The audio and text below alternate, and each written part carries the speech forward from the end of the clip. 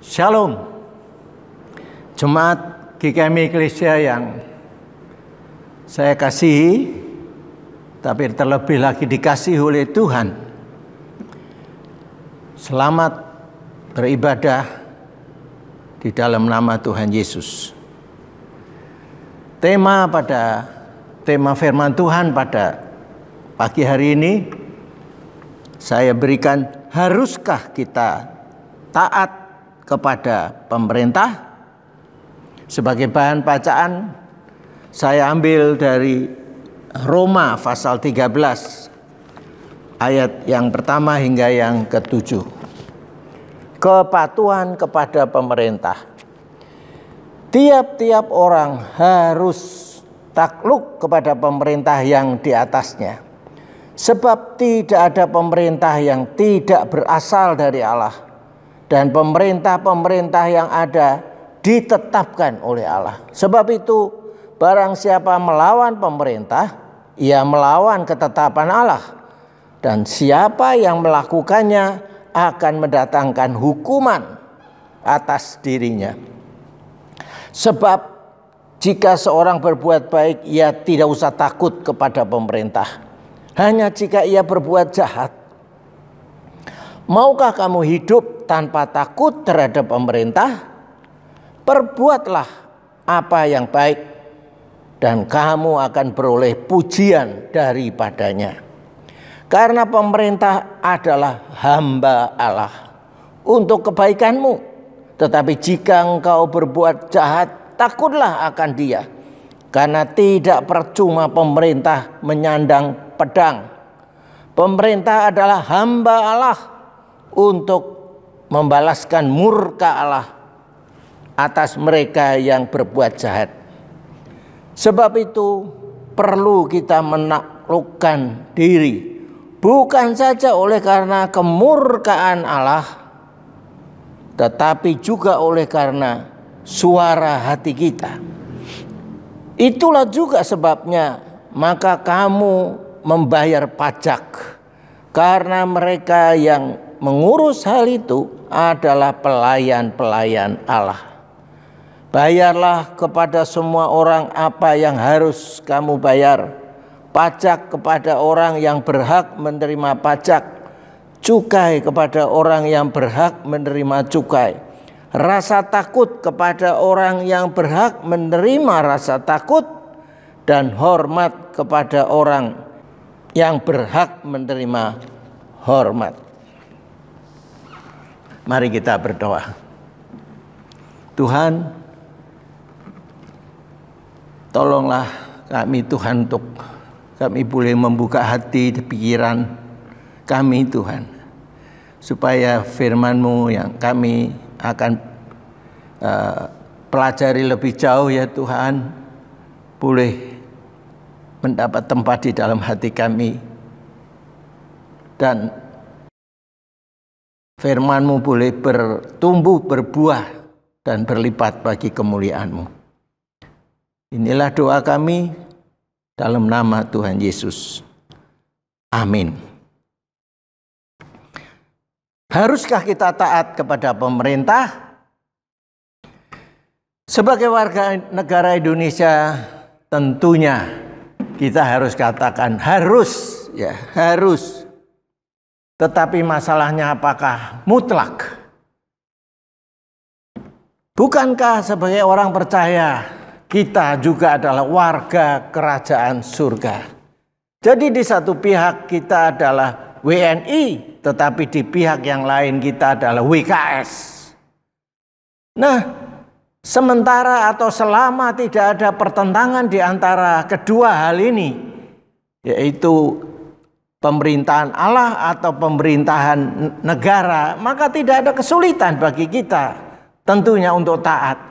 Tetapi pada saat ada kontroversi atau perlawanan atau perbedaan di antara kedua perintah ini, maka mana yang harus kita utamakan? Nah, jemaat yang dikasihi oleh Tuhan, kita tahu bahwa gereja perjanjian baru yang lahir setelah Tuhan Yesus naik ke surga, kemudian hari Pentakosta, mendapat tantangan daripada pemimpin-pemimpin Yahudi pada waktu itu. Nah, ternyata pemerintah yang ada yaitu pemerintah Romawi yang menjajah Israel pada waktu itu berpihak kepada pemimpin-pemimpin Yahudi. Mereka menentang ajaran baru, katakanlah demikian, menyebut orang-orang Kristen atau orang-orang yang mengikut Yesus, yang percaya kepada Yesus, disebut sebagai gerakan baru yang mengajarkan hal-hal yang mereka anggap berlawanan dengan apa yang mereka pahami selama ini. Nah, pemerintah Romawi pada waktu itu malah justru sebaliknya menindas orang-orang yang percaya. Mereka dikejar-kejar, mereka dipenjarakan, dan di bawah pimpinan seorang yang bernama Saul, mereka malah lebih giat lagi melawan orang Kristen, mengejar sampai di mana mereka berada. Ya, lebih-lebih setelah kematian daripada Stefanus, murid Yesus yang dirajam batu. Nah, saudara-saudara yang dikasihi oleh Tuhan Yesus, hal ini berlangsung cukup lama. Bukan hanya setahun, 2 tahun, tetapi beratus-ratus tahun. Dan baru berhenti perlawanan ini ketika Kaisar Romawi, yaitu Kaisar Kaisar Konstantin Agung bertobat dan menjadi orang Kristen. Waktu itu kemudian Konstantin memerintahkan bahwa agama Kristen menjadi agama negara. Semua warga negara di bawah pemerintahan atau penjajahan Romawi harus menjadi orang Kristen. Oleh sebab itu, maka semua anggota keluarganya termasuk bayi-bayi dan anak-anak harus dibaptiskan sebagai tanda mereka adalah orang Kristen. Nah, saudara-saudara yang dikasihi oleh Tuhan Yesus, hal ini terus berlangsung sampai pada zaman reformasi gereja pada abad yang ke-16. Suatu hari Tuhan Yesus hendak dijebak oleh orang-orang Farisi dan ahli-ahli Taurat dan pemimpin-pemimpin agama. Mereka bertanya kepada Tuhan Yesus, "Guru, apakah kami harus membayar pajak kepada Kaisar?" Sebenarnya ini adalah merupakan satu jebakan kepada Tuhan Yesus. Apakah Tuhan Yesus itu seorang yang nasionalis, ya, cinta kepada negerinya sendiri, atau justru berpaut kepada penjajah, yaitu Romawi, bangsa Romawi? Lalu Tuhan Yesus minta, "Coba tunjukkan kepada saya sebuah koin, ya, mata uang." Lalu ditunjukkan kepada mereka gambar siapakah yang ada di sini di mata uang ini. Mereka menjawab, "Kaisar." Lalu Tuhan Yesus berkata, "Bayarlah kepada Kaisar apa yang Kaisar berhak, dan bayarlah kepada Allah apa yang Allah berhak." Kira-kira demikian itu kita bisa baca di dalam Lukas 20 ayat 22 sampai 25. Jadi walaupun waktu itu penjajah, ya, menjajah bangsa Israel, tetapi Tuhan Yesus tetap menunjukkan ketaatannya kepada pemerintah yang ada. Nah, saudara-saudara, suatu saat juga Petrus dan Yohanes, setelah Tuhan Yesus naik ke surga, mereka dipenuhi dengan Roh Kudus dan mereka kemudian pergi kemana-mana memberitakan Injil. Kemudian oleh pemerintah dia ditangkap dipenjarakan dan diberi ultimatum, kamu akan saya lepaskan, tetapi harus dengan janji kamu tidak boleh lagi memberitakan ajaran baru, tidak boleh memberitakan Injil. Itu dikatakan di dalam Kisah Para Rasul pasal yang kelima di ayat 29. Lalu Petrus menjawab, dia berkata, ayat 29, tetapi Petrus dan rasul-rasul itu menjawab, katanya, kita harus lebih taat kepada Allah daripada kepada manusia. Nah, jadi ketika ada pertentangan antara apakah negara ataukah Allah, maka kita harus memutuskan. Kita harus lebih taat kepada Allah daripada kepada manusia. Nah, pada zaman Perjanjian Lama kita lihat misalnya contoh Daniel dan kawan-kawan. Waktu itu mereka diperintahkan untuk menyembah kepada patung atau menyembah kepada kaisar. Tetapi Daniel dan kawan-kawan menentang mereka, tidak melaksanakan walaupun dengan ancaman hukuman yang berat. Tetap mereka teguh tidak mau karena itu melanggar firman Tuhan. Dan akibatnya mereka dijebloskan ke dalam dapur api yang menyala-nyala dan gua singa. Tetapi Tuhan menolong mereka. Masih di dalam Perjanjian Lama ada beberapa raja atau kerajaan kafir yang justru dipakai oleh Tuhan untuk menolong umat Allah, umat Tuhan, yaitu bangsa Israel. Misalnya Raja Darius dari kerajaan Persia. Dia mengizinkan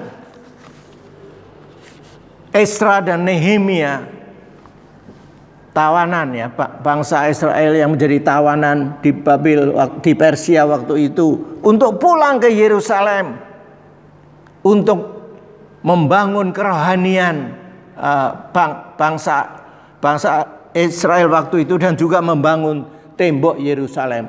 Contoh yang lain ialah Raja Firaun, Raja Mesir, di mana Raja Firaun telah memilih Yusuf menjadi wakil raja, ya, atau perdana menteri daripada Raja Firaun. Kemudian Raja Firaun mengizinkan keluarga besar Yusuf untuk pindah dari Kanaan pergi ke Mesir oleh karena bahaya kelaparan yang sedang terjadi di Israel waktu itu. Nah, masih ada beberapa kerajaan kafir yang tercatat di dalam Alkitab yang ternyata justru dipakai Tuhan untuk menolong umat Israel, umat Tuhan. Rasul Paulus yang punya pengalaman, dia adalah, walaupun dia orang Israel, tetapi dia karena dijajah oleh Romawi, maka dia juga menjadi warga negara Romawi. Dia punya pengalaman bekerja sama dengan pemerintah Romawi, kemudian juga dia punya pengalaman bekerja sama dengan pemimpin-pemimpin Yahudi ya, pada waktu itu. Tetapi Paulus masih bersikap positif terhadap pemerintah. Setelah dia bertobat ya, menjadi Rasul Kristus. Dari bacaan Roma 13 ayat 1-7 tadi, Paulus mengajarkan beberapa sikap yang orang Kristen, orang percaya harus lakukan terhadap pemerintah. Dikatakan di dalam ayat yang pertama, tiap-tiap orang harus takluk kepada pemerintah yang di atasnya, sebab tidak ada pemerintah yang tidak berasal dari Allah, dan pemerintah-pemerintah yang ada ditetapkan oleh Allah. Jadi di sini dikatakan tunduk kepada pemerintah yang ada dalam arti menghormati, patuh, setia dan taat. Itu maksudnya tunduk kepada pemerintah. Mengapa? Di sini disebutkan bahwa pemerintah yang ada itu dipilih oleh Allah atau ditetapkan oleh Allah, dilantik oleh Allah sendiri. Itu berarti bahwa melawan pemerintah berarti melawan Allah. Dan orang yang berani melawan pemerintah, maka dia juga akan mendapatkan hukuman. Ya. Dan yang kedua adalah dikatakan bahwa pemerintah adalah hamba Allah. Itu berarti pemerintah melayani Allah. Tujuan Allah untuk mendirikan negara atau pemerintahan adalah untuk mengatur rakyat, untuk mengadakan keadilan dan menciptakan, mengusahakan kesejahteraan bagi rakyatnya. Dan inilah yang harus orang-orang percaya mengerti, memahami, bahwa orang-orang percaya juga harus melayani, mengabdi kepada pemerintah untuk melaksanakan tujuan daripada pemerintah. Hal yang kedua, hal tunduk dan menghormati pemerintah atau negara itu ditujukan antara lain disebutkan di sini, yaitu taat membayar pajak, membantu dan bekerja sama dengan pemerintah dalam usaha-usaha mensejahterakan masyarakat, membantu pemerintah di dalam melaksanakan keadilan dan juga kemanusiaan serta menjaga keamanan masyarakat. Berbuat baik. Setiap warga negara harus berbuat baik. Artinya tidak berbuat jahat atau berbuat kriminal. Dan mengingat akan tugas pemerintah yang begitu berat dan kompleks, maka di samping kita sebagai warga negara, dalam hal ini warga negara Indonesia, di samping harus tunduk dan menghormati pemerintah dengan cara-cara di atas, maka kita juga sebagai orang percaya harus menaikkan doa syafaat. Seperti diperintahkan oleh Paulus dalam suratnya kepada Timotius di dalam 1 Timotius pasal yang kedua ayat 1 hingga yang ketiga dikatakan demikian.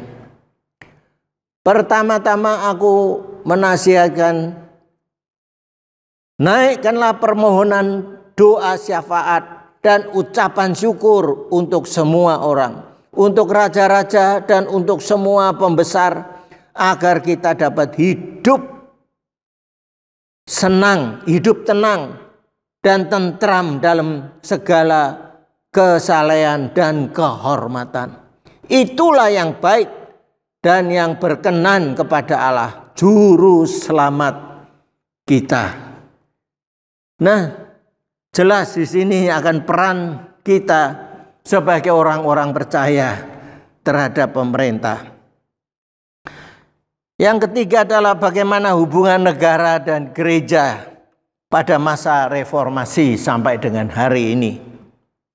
Keadaan gereja setelah Tuhan Yesus naik ke surga, setelah lahir pada hari Pentakosta, mereka dipenuhi oleh kuasa Roh Kudus, perkembangannya luar biasa. Rasul-rasul bekerja dengan giat ke sana kemari untuk bersaksi bagi Tuhan, menjadi saksi Kristus. Tetapi gereja juga tidak luput dari masa kegelapan, yaitu melakukan praktek-praktek yang menyimpang dari kebenaran firman Tuhan. Dan hal itu berlangsung berabad-abad sampai akhirnya terjadi gerakan reformasi gereja dipimpin oleh Martin Luther, di mana pada tanggal 31 Oktober 1517 Martin Luther yang adalah seorang pastor Katolik menyampaikan surat protesnya, surat kritiknya dengan 95 dalil atau 95 kritikan terhadap gereja pada waktu itu, ditempelkan di pintu gerbang gereja Wittenberg di Jerman. Nah, tapi sayang bahwa gerakan reformasi yang dilakukan oleh Martin Luther dan kawan-kawannya itu tidak sepenuhnya mereka lakukan dengan tekun, ya. Mereka ternyata dalam perjalanannya berkompromi dengan pemerintah. Nah, akibatnya maka terjadi gerakan-gerakan sempalan yang lain. Di antaranya ialah gerakan Anabaptis atau Mennonit yang menjadi aliran daripada gereja kita, gereja GKMI. Nah, salah satu hal yang ditentang oleh gerakan Anabaptis atau Mennonit ini adalah mereka tidak setuju bahwa agama dan negara itu kompromi. Artinya gereja boleh ikut-ikut campur di dalam negara dan negara boleh ikut-ikut campur di dalam gereja. Jadi ada kompromi dan ini ditentang oleh gerakan Anabaptis atau gerakan Mennonit tadi. Dan itulah sebabnya maka gerakan Anabaptis ini mendirikan gereja yang disebut gereja Mennonit pada tanggal 21 Januari tahun 1527 di Zurich, Swiss. Dan dasar firman Tuhan yang dipakai yang utama ialah dari Roma 13 tadi. Saat ini bangsa dan negara kita, negara Indonesia sedang dalam masa yang sulit, yaitu dengan adanya pandemi COVID-19 yang telah berlangsung selama 10 bulan lebih dan belum ada tanda-tanda akan menurun. Malah sebaliknya sepertinya semakin berkembang. Sebab utama menurut para pengamat ialah karena kurang disiplinnya masyarakat di dalam menerapkan 3M. Mencuci tangan dengan sabun atau dengan obat analyzer. Atau juga M yang kedua memakai masker. Dan yang ketiga adalah menjauhi kerumunan. Ternyata tidak banyak sekali yang melanggar kedisiplinan ini, sehingga akibatnya terus berkembang COVID ini. Dan baru kemarin ini, baru beberapa hari yang lalu dimulai hal yang baru, yaitu vaksinasi, ya, Sinovac untuk seluruh rakyat Indonesia. Tentunya ada batasan bagi beberapa yang tidak memenuhi syarat. Tapi saya yakin bahwa walaupun ada vaksinasi dan sebagainya, tetapi kalau tidak sungguh-sungguh orang mau menerima, karena sudah ada beberapa kelompok yang tidak setuju yang mau menolak vaksinasi ini, maka saya khawatir bahwa hal ini pun akan jadi sia-sia. Nah, saudara-saudara, bagaimana sikap kita sebagai orang-orang percaya? Khususnya sebagai anggota gereja Mennonit. Karena gereja Mennonit yang lahir pada tahun 1527 tadi sudah memutuskan untuk kita memisahkan antara negara dan pemerintah, gereja dan negara, tetapi kita bekerja sama dengan pemerintah. Itulah yang seharusnya saudara dan saya sebagai orang percaya laksanakan dalam hidup kita. Kita sebagai warga negara Indonesia harus taat dan hormat kepada pemerintah atau kepada negara yang ada. Sebagai gereja kita harus bekerja sama dengan pemerintah di dalam melaksanakan program-program yang berhubungan dengan kesejahteraan masyarakat. Sebagai gereja kita harus menjadi berkat baik bagi keluarga sendiri, bagi jemaat kita, tetapi juga menjadi berkat bagi orang-orang lain di sekitar kita. Karena kita mempunyai identitas sebagai garam dan terang dunia. Nah, selanjutnya karena itu kita harus bekerja sama di dalam melaksanakan dua program pemerintah ini, yaitu PSBB atau yang belakang ini ada disebut lagi PPKM, ya, pembatasan kerumunan masalah, kira-kira demikian. Dan yang kedua adalah vaksinasi yang sekarang sedang mulai dilaksanakan. Kita sebaiknya dan seharusnya kita taat kepada pemerintah, membantu pemerintah dengan semaksimal mungkin, dengan sedisiplin mungkin dalam hidup kita untuk melaksanakan kedua hal ini. Nah, saudara-saudara yang dikasihi oleh Tuhan Yesus, saya yakin kalau masyarakat Indonesia bersedia melakukan kedua hal ini dengan sungguh-sungguh, maka pastilah pandemi COVID-19 akan segera berakhir di negara dan bangsa yang kita cintai ini. Marilah kita melaksanakannya mulai dari diri kita sendiri, keluarga kita, jemaat kita, dan seterusnya. Ingat, melawan pemerintah berarti kita melawan Allah. Dan yang telah ditetapkan oleh Allah dan dilantik sebagai hamba Allah. Amin.